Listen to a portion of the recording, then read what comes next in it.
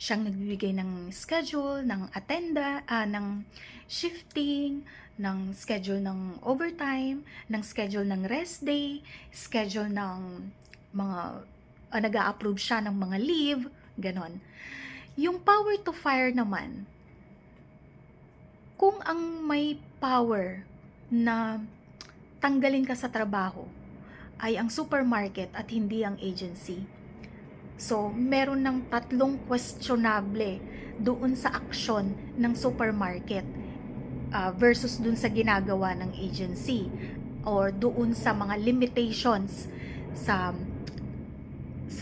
license ni agency bilang isang job or service contractor. Now, kung yung power of control and power na tanggalin ka sa trabaho ay na kay supermarket, then yung agency mo ay isang labor-only contractor. Kasi wala siyang control sa'yo. Ibig sabihin, nag-hire lang siya ng manpower at isinupply ka lang niya sa kanilang kliyente. Therefore, labor-only contractor siya. Kasi yung power of control, yung power to fire, na kay supermarket o nandun sa kliyente, wala sa iyong agency. So, anong ibig sabihin nito kung nandoon yung control? Ibig sabihin labor-only contractor sa agency mo na ipinagbabawal ng batas. Ang resulta nito, kasi yung pinagbabawal ng batas ay nagawa ng agency mo, ang resulta nito, ang tunay mong employer ay yung supermarket. Kasi siyang nag-exercise ng control at ng power to fire sa'yo.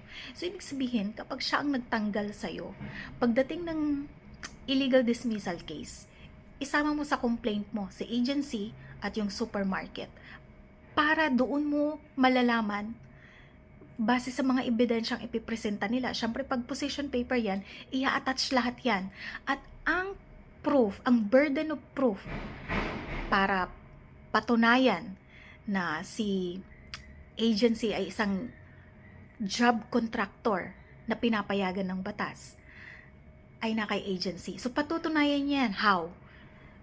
Papakita niya yung kanyang license o yung registration niya with the DOLE, yung DO 174 bilang isang job contractor, yung service agreement nila ng kliyente, yung kanyang audited financial statement para malaman kung mayroon siyang substantial capital or investment, ganon. So, dun magkakaalaman sa position paper.